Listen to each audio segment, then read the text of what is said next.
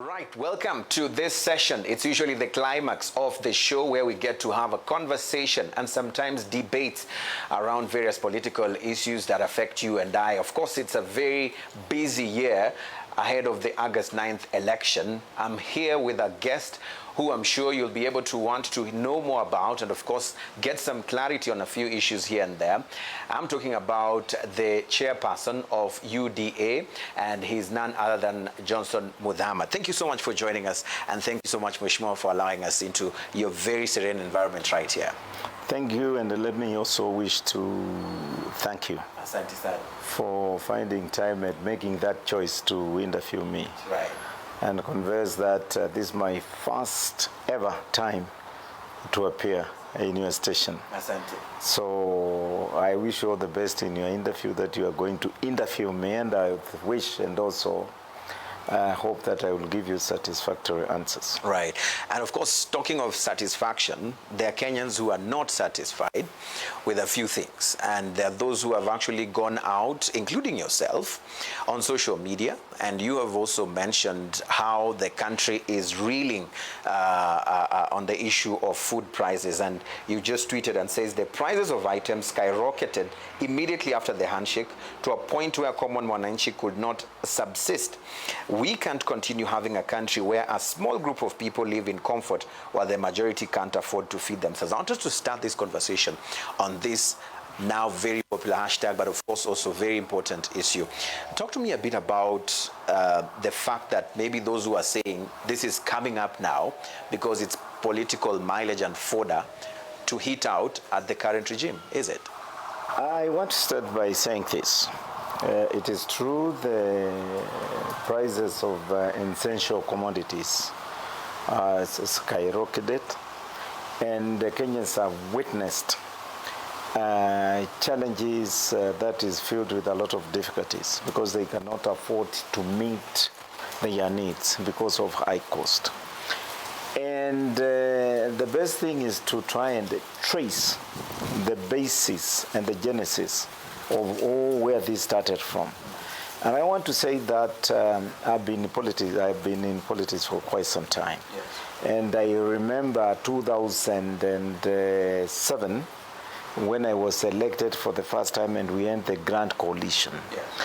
I know how issues were being compromised at certain given times. But 2013, that is 2013, things changed when we had a very well-established opposition led by Raila Amolo Odinga. And we used to tackle issues on a daily basis and looking where the government needs to be given. Yeah. The challenge of checks and balances. And we raised those issues. But after the handshake, after the 2017 elections, there was no feasible opposition. And the opposition now got distracted.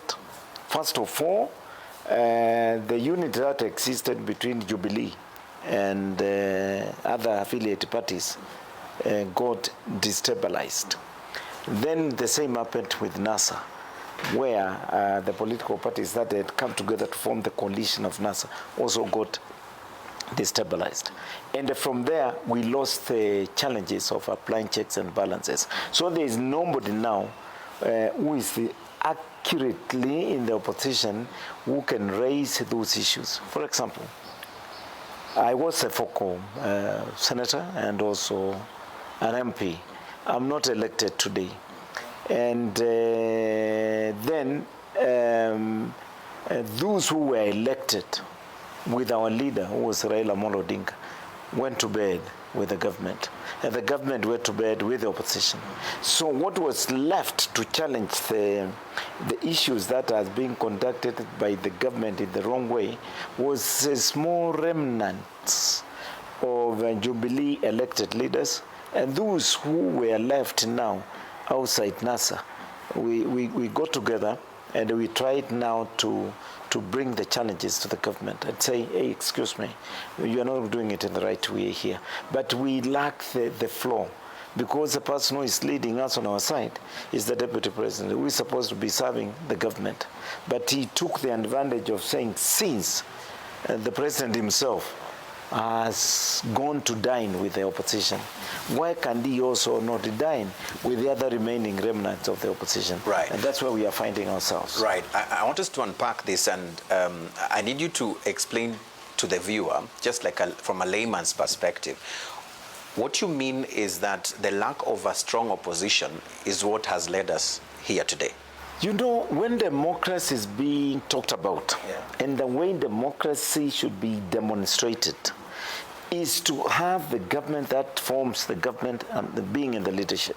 And then you have the opposition that is there now to challenge the government and weaken the government. So you will find that the government will be fighting to survive, not to be weakened, and build that name and image and demonstrate to the citizens and the voters that we are in charge and what we are being accused of is not true.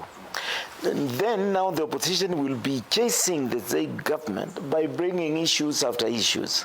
So the government will be kept on its toes and the opposition will be chasing the government. So how do you define opposition? I mean, I want us to be on the same page. There's no opposition in Kenya. Yeah. So that's why I say the only, let me say, a picture, not even a group, but an indication of a picture that there is an opposition is what is being led by none than the Deputy President of the Republic of Kenya. So it's opposition within government. Who is supposed to be serving the same government.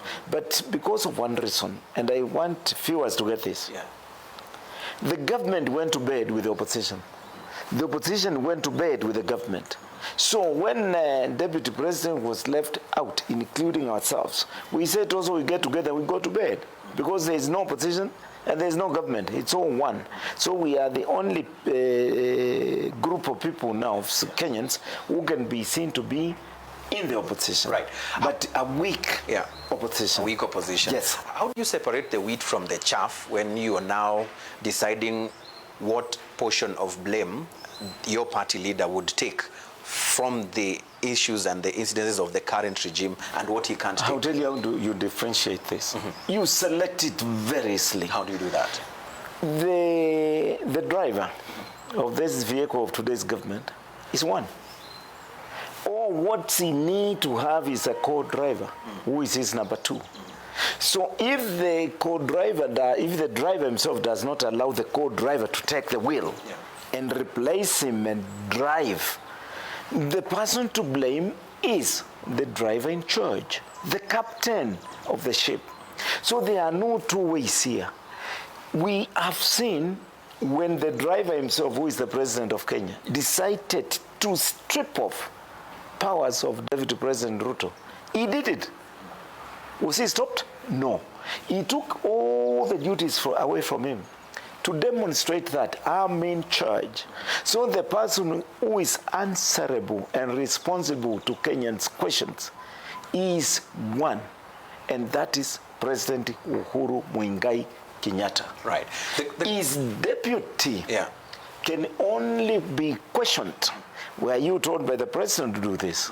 Were you given the instruction by your boss to do this? Did you do it or you did not do it? I did not do it. Why did you not do it? Then he's giving answers. And those answers he has been giving them in every public rally that he has been addressing. You remember the head of state made a statement a few weeks ago on the issue of performance, the track record of the Jubilee administration, where he said, kazi sasa imeanza ya siasa. Wakati wa kufanya kazi, they were working, and he challenged the deputy president and other leaders who've been, going for rallies, and he mentioned that kazi haifanywi juu ya magari. You know, Kenyans must be aware and must be capable to understand where they are coming from, where they are going, and where they are being taken to. Simple workings with the simple application of mathematics here is based on this. The President of the Republic of Kenya, who has got less than 6 months to go home, should be not telling Kenyans that politics has started. Are we together? The concept setup of this issue is he should not be in the first place telling Kenyans politics has started. Going where? This man should not be doing any politics. If the president This man should be preparing, wrapping up his belongings and the work that he has been doing to tell Kenyans, I've completed my work, and here it is, I'm going home. Which politics is this he's being involved with? Right. He wants to be involved with politics to take Kenyans where? On what level? On what level? I mean, the argument would be that that those who are actually saying that, what if the president was supporting the deputy president or backing him up, would you be making the same statements today? If the current president was to support the deputy president, he would be doing that on one basis.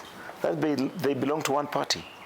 They were elected under one party. So you wouldn't they are in the leadership of one party. So you would be saying, from my performance, move it to my deputy, who has been learning what I've been doing. And even today, if Uhuru wants to be truthful to Kenyans, that's what he should be doing. And you would have no problem with that? Well, we will also have to look at what are recommendations that he's making. Because some of them, we may say them and we say no. Chairman, there are those who are arguing that this is selective thinking or reasoning on what if the president was backing the deputy president.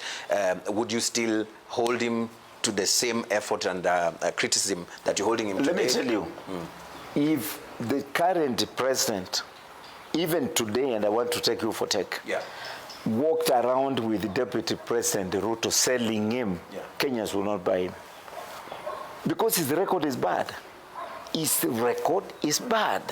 So he's not a person who can recommend someone in Kenyans they buy that person or the politics of that person. No. We will have issues on asking ourselves, why is he doing this? How does Kenyans look at him?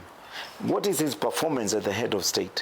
What kind of statements he has been issuing? Tell me, how do you support a whole president who mobilizes 3,000 youths in the Republic of Kenya, take them to State House, and the message that comes from the head of state is to be a choir master who is coaching those young people to sing Yote Yawezekana Bila Ruto? Did we elect him to do that? Was that why he was elected for? I expected the deputy president to spend that time by talking to the nation and telling them, here we are, challenges we are going through, and this is what we need to do to get over with what we are facing.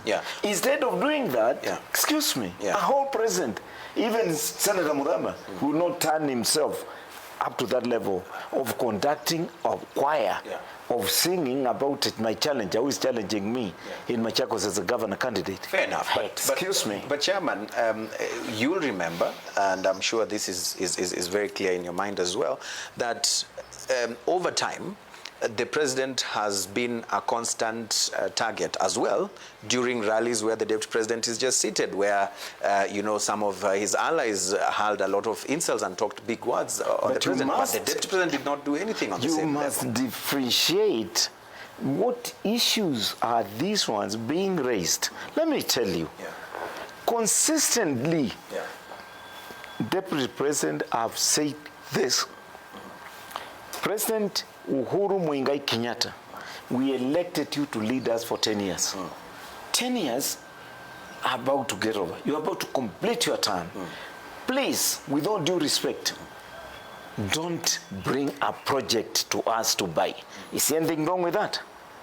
Is that what you say is being challenged? The time when the dynasty I'm asking Kenyans, not even you. But I'm asking, is that wrong? When we stand up and say we are supporting the deputy president's sentiment, Mr. Kenyatta, 10 years it's enough. Pack your things and go home when your time comes. Don't bring a project to us. Is there anything wrong with that? When the deputy president is saying, before we were feasted by the NASA principles and others through this handshake, Jubilee was performing well, and the government did 1, 2, 3, 4, and demonstrating those things. Is that a challenge? No. That is a true and faithful information which is being given to Kenyans on what happened after the handshake. When he comes out and says that You cannot dictate me not to ask Kenyans to vote for me. Is that wrong? When you are working in this company now, if you want to make an application to another company and seek for green pastures, will you be stopped by anyone from doing that? No one should stop you. Then why? So those are the issues we are raising, and we are saying, please, Mr. President, stay in your lane. Please don't move out of your lane. Your lane is to complete the remaining few months, pack your things, go home, leave Kenyans to decide on who to lead them in 2022, August 9th. Yes. Chairman, you and I and many Kenyans are wondering. I mean, we all sat and watched the, workflow of the president and his deputy over the years when they were starting. We saw what many call the bromance, the matching ties, matching shirts. And even today, as you sit on the side that you're seated in, we all understand politics is a game, of interest and not anything else. What do you think could have happened between the head of state and his deputy? Before we get to ask that question, why can't we start by asking ourselves, with the names Raila was called by Uhuru. Yeah. What changed? In the names that Raila called Uhuru, could anybody in this country could have imagined that they would sit one day and share a meal together? No. So to answer you, what made the two sit together and toast with a glass of champagne, that is what made now the same deputy president have differences with his president.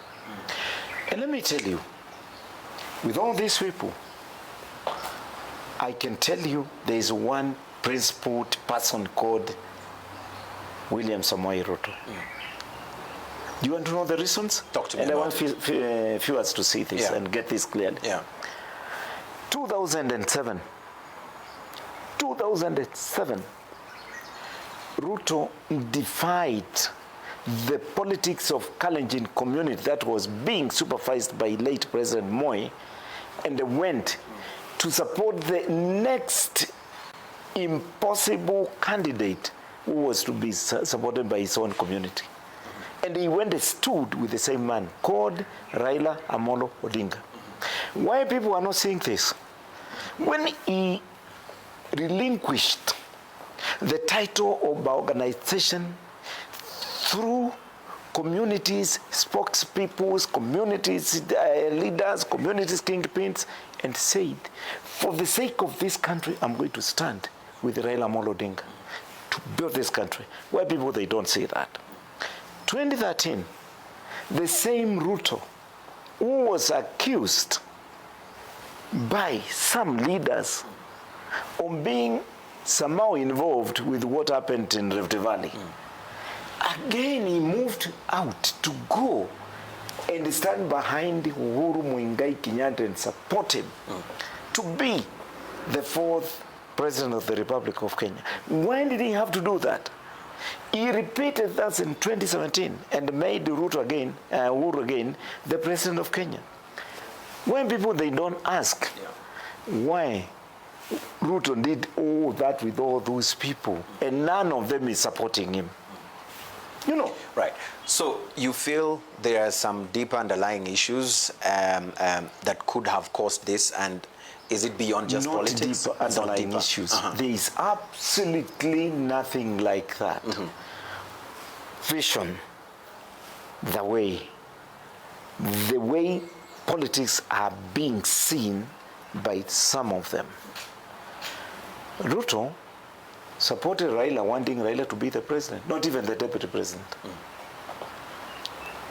That is a person who is out to say Kenya is bigger than all of us here. He did that and he demonstrated. When the word of this community, these Kikuyu, we are being criticized, and us saying we cannot return the leadership after Kibaki to the same community, and then Kenyatta was there, the same Ruto put and sealed completely serious and make sure that nothing gets inside himself to accept or in accepting those kind of sentiments. And he stood by saying, Kenya is bigger than all of us. Uhuru Muigai Kenyatta, I don't care from which community you come from. I don't care the names they call you. I don't care the names they call your community. I stand with you to unite this country. Demonstrating. That's how we should work. All right. I want us to go back to the food issue, because you went ahead and mentioned that you will not allow this to continue immediately the Kenya Kwanza government takes office. This issue of high prices of food, skyrocketing prices of food will be a thing of the past. Kenyans watching us tonight are asking the question, how? If we want to be faithful, if we want to be faithful, the first thing that Kenya Kwanza will do is to stop in totality the 2 billion shillings that President Uhuru Muigai Kenyatta said with his own mouth and from his own words that is being stolen every day. How? Do you know, if we take 2 billion shillings that is being stolen every day and apply it in subsidy of food in this country, do you know the prices will go down? Kenyans, they don't spend 2 billion shillings in all their total purchases of food every day. So if you take that one and put into food security, that will be the thing of the past. You are asking me how? Yes. How? When did the president get to know that money is being stolen from? He must have a source. When did he not, up to now, seal that loophole and come and tell Kenyans, I've stopped that stealing of the 2 billion shillings? Is he part of it? If he's part of it, we are not going to be part of it. If he has no capacity and means to stop that, we are not going to lack means and capacity to stop that. We are up to the task. And that is the first thing that we will stop to make sure that that money now has been put in food security. And that is what we are aiming at, to start with. And I don't want to say a lot of things because there are other things that we can do. But just deal with that one. If I come today and I tell you, every day in your house, somebody walks in and carries half a kg of sugar, then you'll be interested to know who is that person. You'll call me, tell me, Senator MUTHAMA, sit down here. Hey, Chairman, where did you get this information? How is it being taken? When did this person pass through? Why has he not done that? Yeah, but Chairman, simple. In all Could fairness, he be part of the cartel? Right. That's a question I might not be able to answer right now. But there are those who still would argue and say they're allies of the president, and even the party itself, the UDA, who have been mentioned in several corrupt dealings and all that. And then the Kenyan who's watching this might say, how would they actually stop the hemorrhage, yet some of the people who have been mentioned in past scandals are involved? Let me tell you. Yeah. The constitution of this country and law is very clear. Unless you are proved guilty by the court of law, you are innocent. And you are innocent until you are proved to be guilty by the law itself.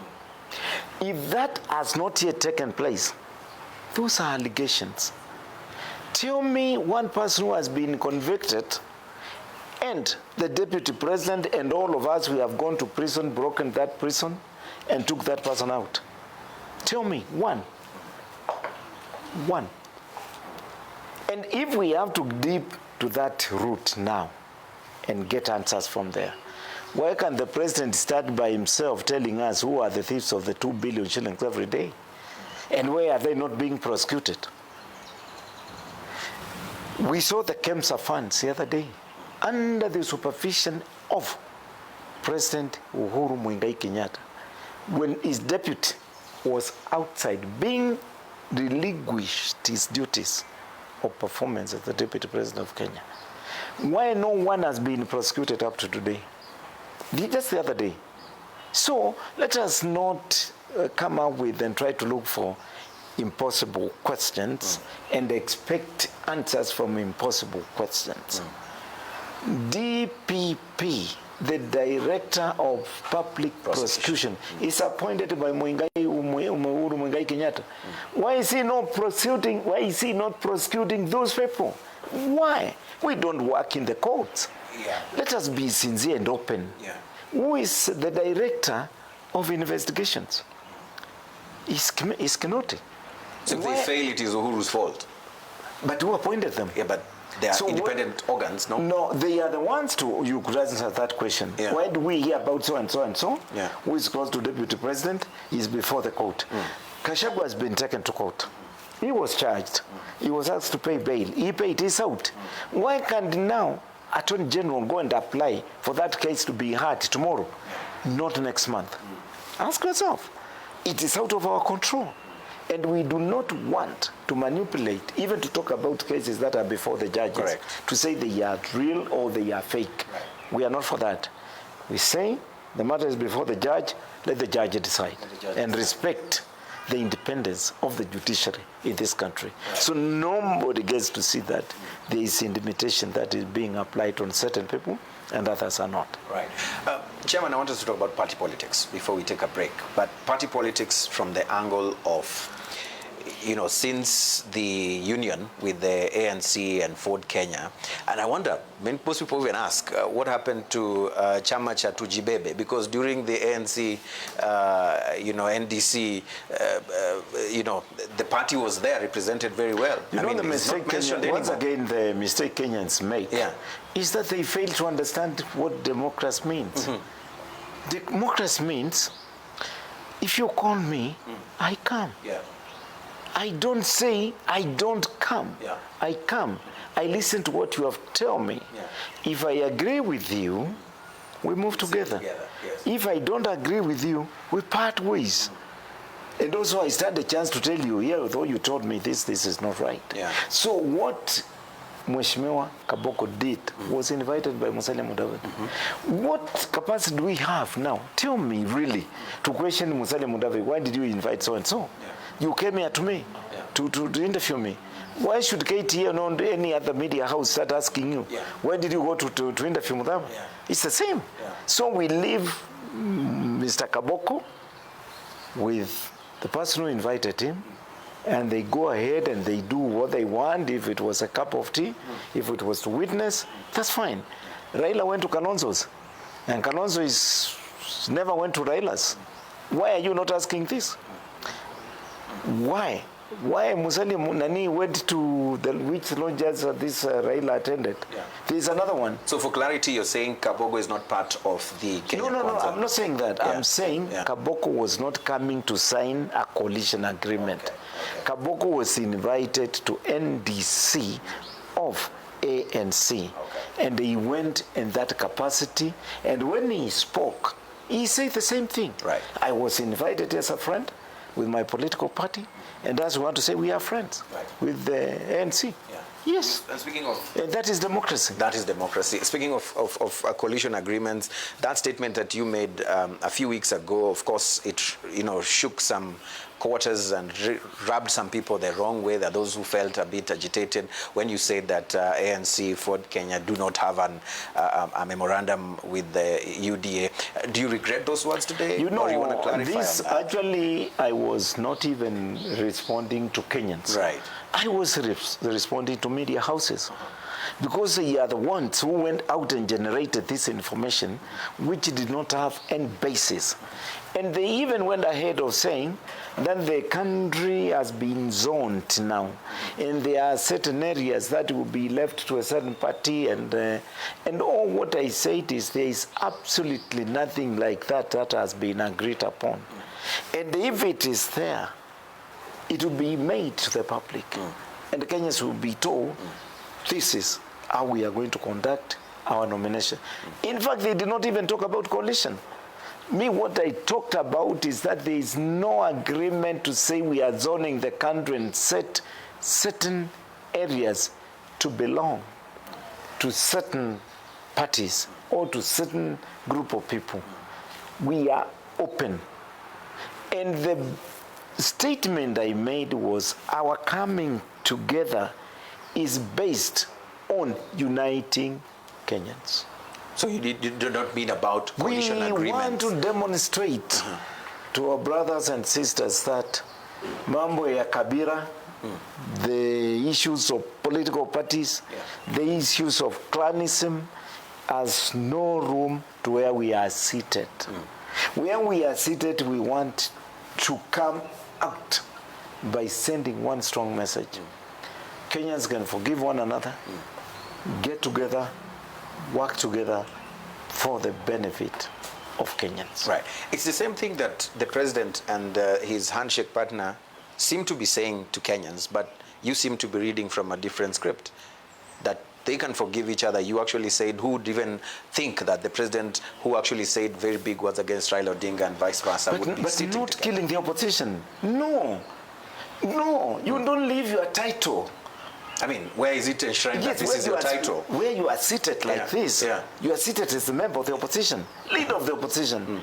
If you abandon this duty of the opposition, who gave him the duty? I mean, these are questions that most of those who are his supporters say. It is enshrined in our constitution. Today, there is a constitution. There will be leader of official opposition? Yes, there will be a government and there will be official opposition.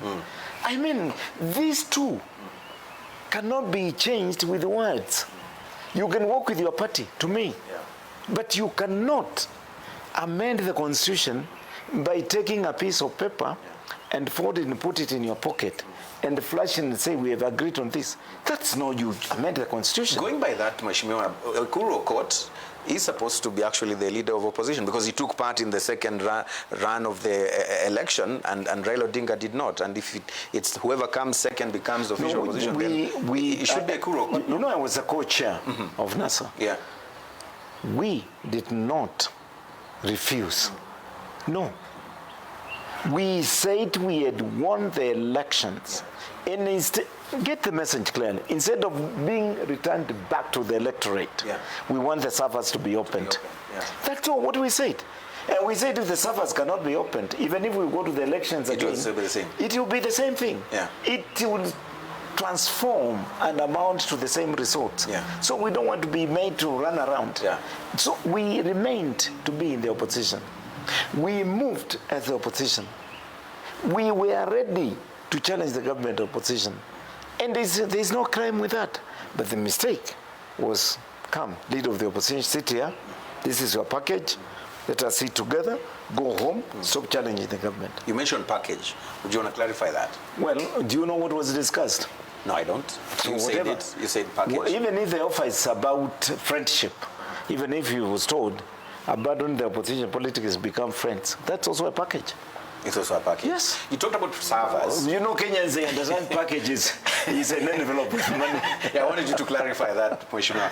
You mentioned the issue of servers, which have not been opened up today. What makes you think, as we go to August 9, that the same would not happen? Look at the mistake that is taking place now. I will ask that with the rider, which is very strong and a little bit outside that. Leave the surface first of all. But let us say this. Look at when Raila is campaigning. What does he say? Jubilee government cheated Kenyans. No, Raila didn't say that. He said that. He did? He said that. Okay. He I thought said, it was... No. The women even saying, where are the laptops? Okay. You want me to go point by point? I thought you were talking about the stealing of votes in terms of... I can go on and mention a lot of things. He's asking, where are the stadiums? But now he's forgetting, he should not be asking Ruto that. He should be asking Ruto's boss. He should turn around and ask Uhuru, where are the laptops for our children? Where are the stadiums? Where is this? You know, but now he's addressing to the wrong person, which means his mouth has been tilted and coached to attack only one person, Ruto. So that effort he should be spending by saying, let us open the servers. Even if we are not declared winners, let Kenyans know something somewhere went wrong. But why should it be Raila Odinga? Because even you have an interest in this server being opened as UDA, you know, because you're also going through the same election. Now you are now picking me again the way you are picking Ruto. You want Ruto as chairman. No, you want Ruto as a co-chair. Yes. I'm a co-chair. Yes. And the way you want to put Ruto to be equal with Uhuru is it's the same thing you want to apply on me. But I'm saying I could not do that, because I was not a presidential candidate. I aid my presidential candidate. Even if I try to raise that issue, Kenyans will be asking this. If his boss by then accepted and went on, and why is he bringing this issue now? Yeah. But let's be serious on this issue, because it's a very contentious issue. If Kenyans do not have trust on these systems and process of electoral processes, I mean, it is not good for any of us. I would like to hear your thoughts on the trust issue around IEBC. Let me say this. Let's say the question is very simple question, and he also needs a simple answer. Yeah. If you go to the shop today and buy a TV screen and bring it to your house, and it's stolen tomorrow, will you lose trust? Will you say, oh, is out of control, I cannot buy another set? Will you do that? The answer is no. You will go and buy. But even the second one is stolen, still you will insist and say, I will buy and find a way of maybe strengthening the security of my house so that they come and take it away. But even if they steal on the third time, you're not going to stop buying because you need a screen. And this is, we are in the same position. We lost 2013. We claimed that it was stolen, but we went back on 2017. If the same is going to happen now, do you think Kenyans will stop going to voting? The problem is not the one whose victory is being stolen. The problem and the curse is on those who are stealing. And you don't need to care about them. Do what you can to stop it. But if they outsmart you with planning ways of robbing you, then you are not wrong. Because the thief is always ahead of you. A person who is stealing from you, my brother, he will always be ahead of you. And there is no way you can say that you will provide 100% control. And you will say, you're not saying you will stop what you have been doing for that person to make his decision to come and steal from you. You will continue doing the same. Right. So do you still hold the position that NASA did win the election and it was stolen from them? Can I tell you something? If the servers were opened, that answer lies there. Will be through the wind, get into the ears of every Kenyan. You will not need MUTHAMA or even a radio to broadcast. No. The wind will stop being diplomatic. Just tell me yes. The wind will speak. You're part of it. You're part of NASA. I'm telling you, it will be in the open. It will be open that we won. But the servers contained our victory, sealed it, and kept it. I want us to move on to this other issue that is something that Moses Kuria, the Gatundu Member of Parliament, did raise when he had his prayer event when he returned. And he said that he made a lot of calls to the UDA leadership and some of the UDA members. And he actually said that there were calls to those members that they should not attend his homecoming. And it was a party position. I mean, would you want to clarify this? Why would you not want to attend? May I say this? Yeah. Kuria is my friend. He worked with me when he was Uhuru's PA in 10th Parliament. And when I was the government chief whip. Yes. When I was the whip, chief whip, he was Uhuru's PA. We were in Pangani together, in the same cell. Yeah. We came out as Pangani 6. Go and ask him if he called the leadership of UDA. Did he call MUTHAMA as a chair? Because if he is talking about UDA leadership and he did not call his brother here to start with, even after failing all other people, then he's not telling the truth. Those are cosmetic statements he's trying to make to color himself to achieve what he had planned to achieve, which I do not know. If today Kuria called the chairman of UDA, I would be speaking from the point of truth and knowledge. But now, I want to see those are just hearsays. Those are hearsays. Yes, and nobody within the UDA leadership has ever told me Moses Kuria has called to invite us to his function. None, not one.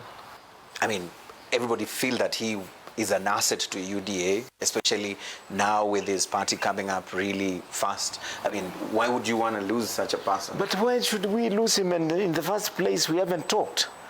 Yes. Why are you not talking? You talk to Mudavadi, you talk to Etangula. He says that during that time his party was mentioned as a small party. I'm answering your question. Yeah. That UDA did not respond to his calls. UDA did not attend to his function. I'm responding to that. Right. Don't take it like why you don't drink tea with Kuria, why you are not negotiating with him. Hey, excuse me. Yeah. You cannot ask a man why you're not marrying that lady. Yeah. She's very beautiful. No, you cannot do that. Or tell a girl you are not marrying to that young man. He's very handsome. Yeah. No, and he's not married. Yeah. You cannot do that. Yeah. You allow that nature to take place. Once it takes place, then you allow them to talk and seduce one another and move ahead. Equally, I'm answering the question of no call came from Moses Kuria to the leadership of UDA. And you are speaking to the chairman, who is well known to Moses Kuria. So he's lying. I don't want to say that, but all what I can say is no call came. And if he wants to listen to this interview and challenge me, he's my brother, I'm ready to get him and ask him, why did you make this allegation? Yeah. He feels that when he wanted to work with UDA, he was told that UDA does not negotiate with local regional parties, and he's wondering why ANC and Ford Kenya are actually now in a coalition with UDA. Once again, if you open your business and you are trading with this supplier, and not that one, nobody should come and ask you, why are you not buying your goods from this supplier, you are buying from that one? Let us not get into that. Because now we start saying so-and-so is bad, so-and-so is doing this, so-and-so doesn't have a strong party. We don't want to get into that. Yeah. That discussion has not yet taken place. And if it will take place, there will be questions and answers. Okay. There will be answers and questions based on the two parties that we'll be discussing. Right. Yes. You're running for office. I'm running for governorship in Machakos. Right. And I'm not looking backwards on that. You're not looking backwards on that? I've made my decision, and the electorate are waiting for me. Yeah. And I will campaign like never before in my campaigns. Yes. Because I want UDA to win, and I want to win. Yeah. Yes. That statement could actually come off as what would scare some of the candidates who want to get through the primaries for the gubernatorial ticket for UDA in Machakos. Don't you think so? May I say something? Say it. Machakos people and the Kenyans, they know MUTHAMA is the most democratic person in this country. 2017, I was co-chair of NASA, and I was a senior member of WIPA. Yeah. And when I saw limitation and shortchangings taking place by issuing the certificate to certain candidates, but not to those who qualify, a nomination process was not allowed to take place. Yeah. I returned my certificate to the party leader. You had been given irregularly? Yes. No. Mine was issued. I don't know how it was issued. Yeah. Of course, I had no challenger. Yeah. But by doing that, I could not accommodate the questions that will come from other candidates who will ask me, Senator, as a senior member of this party, and they believed I was one of the decision makers, how come in my count or my constituents or my ward, there was no nomination process? And so was issued with this nomination certificate. I said I cannot accommodate that. Yeah. I will move out and say I'm not standing. Yeah, back to August 9. So up to now. Now 9th, if there will be candidates to challenge me within the UDA, they are allowed to come. And MUTHAMA is not going to conduct the nominations. It will be conducted by the officers of the party and be treated just like any other elective area in the Republic of Kenya. So those could be scared. I want to tell them, don't buy fear. Come. If you defeat me, I will support you. I'm the chair of the party. And this is what I'm telling all other candidates. Allow nomination to take place. If you lose, and when we form the government, you'll be part of the government. So if I'm telling others that, why can't it start with me? Your friend Moses Kuria, you say is your friend, I mean, feels that nominations is going to be a place where there'll be gnashing of teeth, because you cannot expect, this is in his own words, where Ndindi Nyoro is standing, to actually get that particular ticket, where MUTHAMA is standing to get that particular nomination ticket. What do you tell him and those who feel that? That is Kuria's belief. Yeah. According to the way he's seeing things. That is not MUTHAMA's belief. And if you want us to sort out that issue with Kuria, don't ask him that question alone. Or don't ask me alone. Call us here. Put Moses there and me here. Moses Kuria, you can hear that. Yes. We need a face-off. Yes. What are you saying about this? And what is your answer, MUTHAMA, to that? Yes. But now if you come and tell me Moses said... We're in an era of digital. He might respond. He might respond. Moses said. Where is evidence? Right of reply. I mean, he said it on national. That's what I'm saying. Unless now I get to hear Moses saying that, then I'll give him an answer. Yes. So you're not gonna... Because with us, UDA, we have no problem. No problem. If his party has got a problem, I want him to explain to me why. Because me, from where I'm standing from, there are no issues that will challenge our nomination process. Right. And the Deputy President has a direct ticket to the President's position? Look at the advertisement of fees that needs to be paid by the candidates. We have declared that President's candidates will pay $1 million shillings. Why are we saying that? Because we do not have one single candidate that has been settled upon. Ruto is one of them. So let us see others who want to come. So Mudavadi still has an equal chance if he pays the $1 million? He will be a candidate to go to nomination with them. That is how democratic we are. That's how open we are. Yes. Right.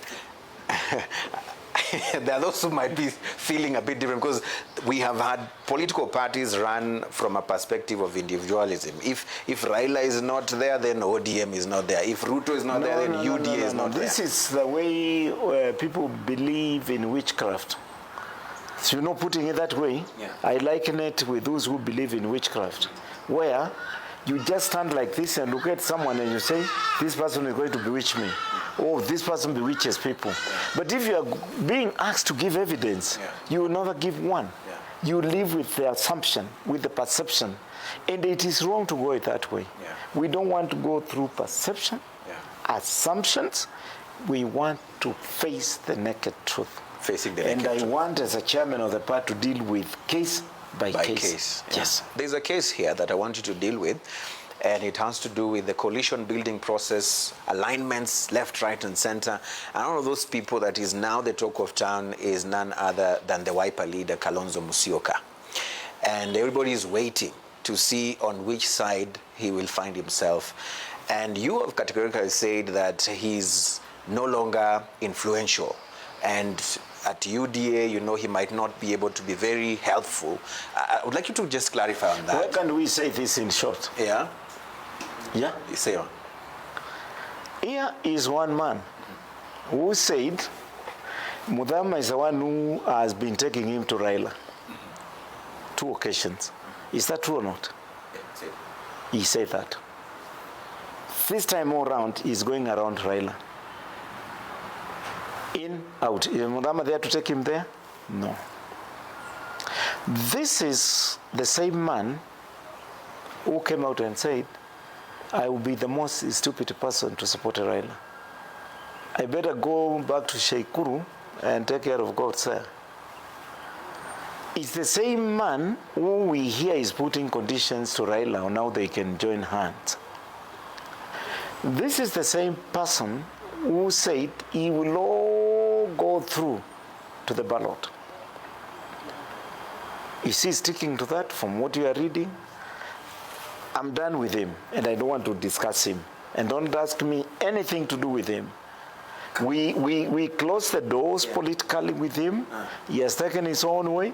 I've taken my own way. I just reminded him. That would be dangerous, Chair, because I just reminded you of the things he has put down as condition, and told you to go and check if he's going to fulfill them. You said you closed the political doors. So if Kalonzo happens to walk into UDA or Kenya Kwanza now, you'd be comfortable in that room, that space?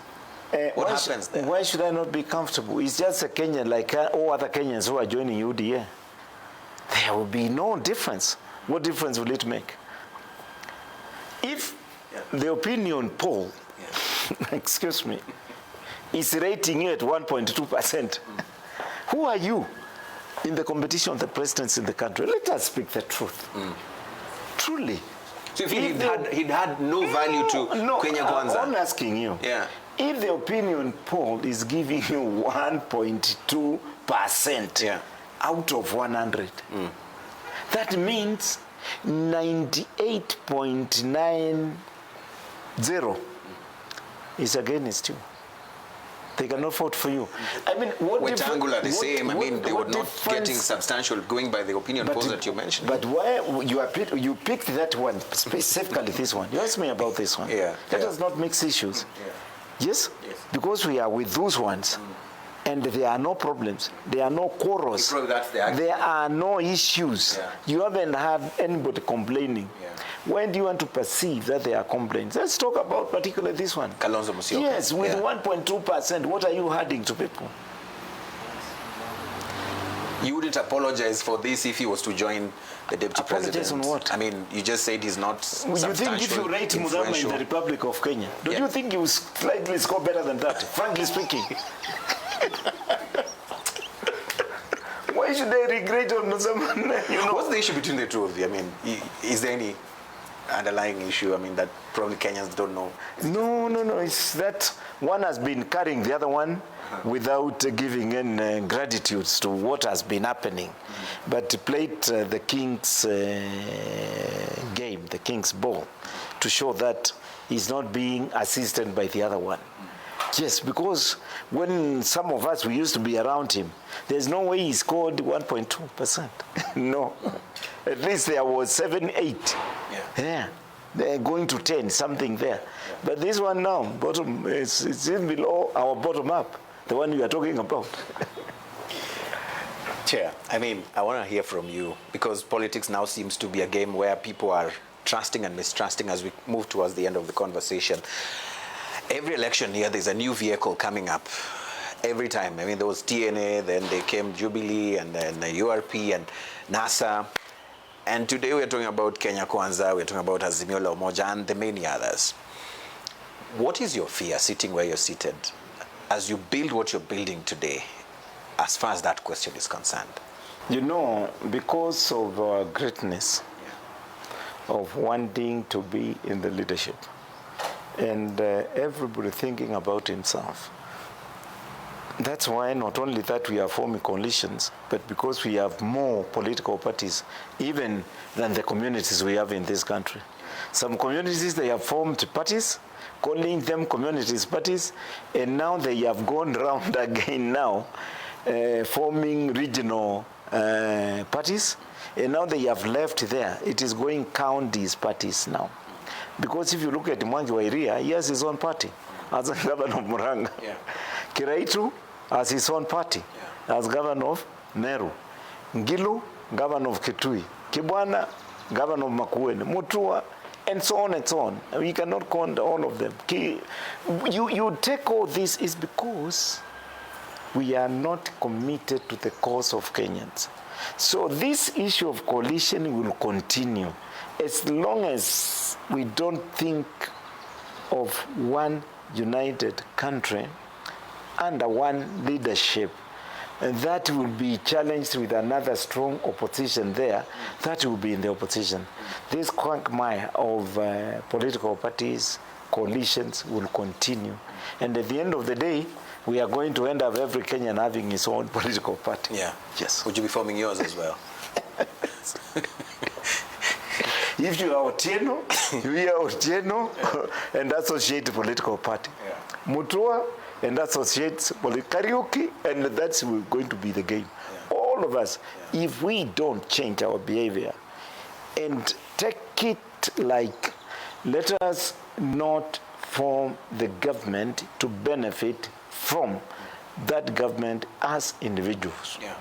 But let us form that government to benefit Kenyans as a government. Yeah. Then we will not see a way out. Yeah.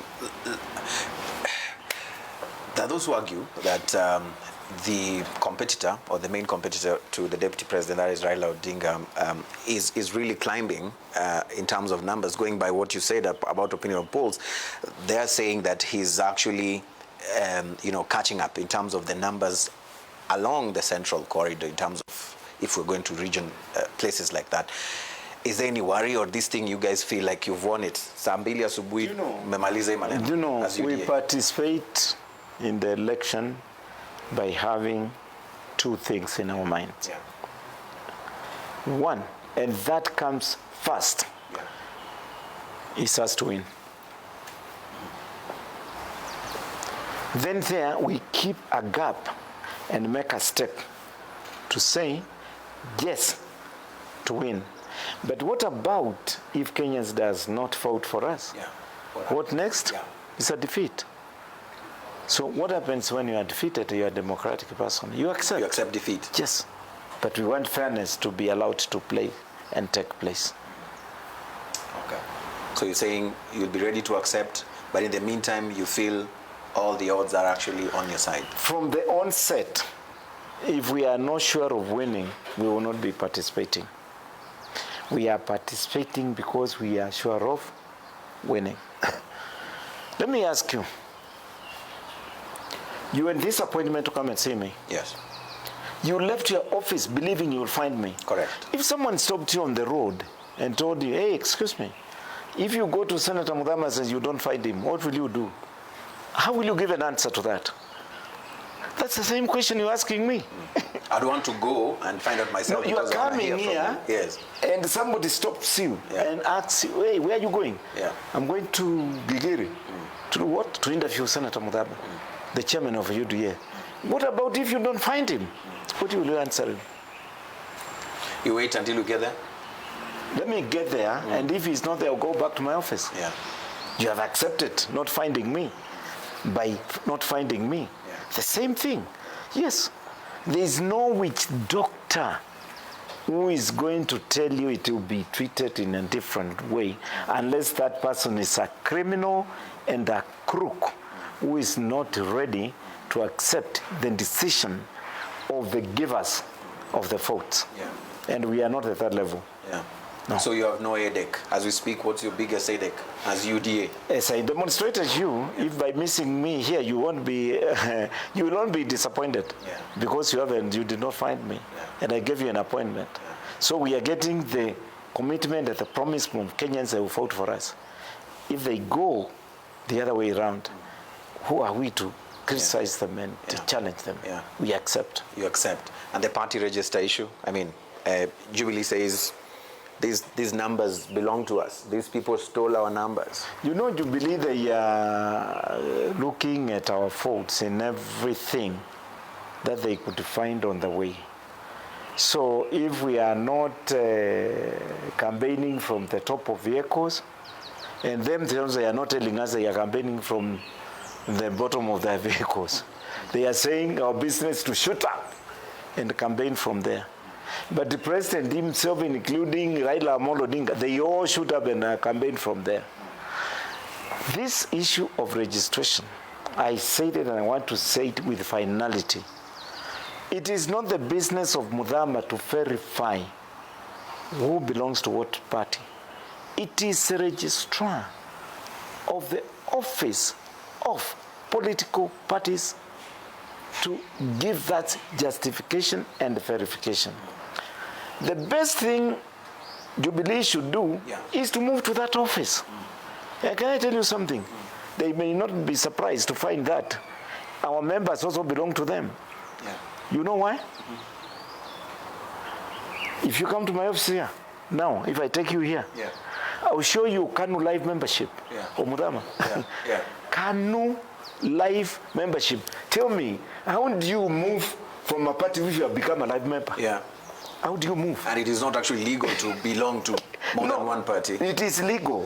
But tell me, in those years of Moi, I registered myself as live member of KANU. Question: how does a person who committed himself to be a live member move out of party? It means only death will take me away from being member of KANU. It stands. From there, I moved to another party known as LDP, which I became a member. And I became live member. I have that certificate. From there, I went to Ngilu's party called SDP. That one I was just a member. Then I became a member of ODM Kenya. From ODM Kenya, I went to be a member of CCU. And I became organizing secretary of CCU. From CCU, I left. And I went to Wiper, Democratic Party. Now I'm in UDA. Can you go, don't use any other person, go with MUTHAMA's record now and tell register political parties, show me this record, where does this man belong to? You may find even my details has not yet been updated within the registrar. For UDA now, in terms of now being a member of UDA. To come into UDA. You may find now, my last registration shows UDA. But if you go there, despite the fact I wrote a letter to resign, maybe the records are not yet been updated. So what do you do by that? So that issue cannot worry anybody. It is up to registrar. And I think the best way the registrar can do is to go by the latest registered party. Like now, if he finds MUTHAMA in UDA, that's my party. If tomorrow I go to another Tree political party, then I should be a member of Tree political party, not UDA. Yes. Chair, I want to end this conversation, but obviously people come watching or come to watch with expectations that they might be feeling probably we did not meet the expectation in the conversation we've had. And I want to give you an open blank check to just talk to Kenyans on some of the things, especially heading to August 9, that you'd like to address to the nation, especially those who probably feel there's nothing new Deputy President William Ruto will provide us because he's been in government over and over again. Why would Senator MUTHAMA or Governor MUTHAMA support him and tell us that we should vote for him come 2022? First of all, I disagree with you for the first time to use that word. Because you raised questions and I responded to you.